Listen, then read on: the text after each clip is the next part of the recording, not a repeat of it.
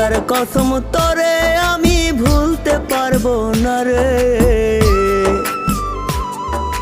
কেমন পীড়িত করলি রে তুই জ্বালার বারে। ধুকে ধুকে মরার চেয়ে মায়েরা যায় আমায়। আর জ্বালা দিস না রে তুই আমার কলি যায় রে। আর জ্বালা দিস না রে তুই আমার কলি যায়।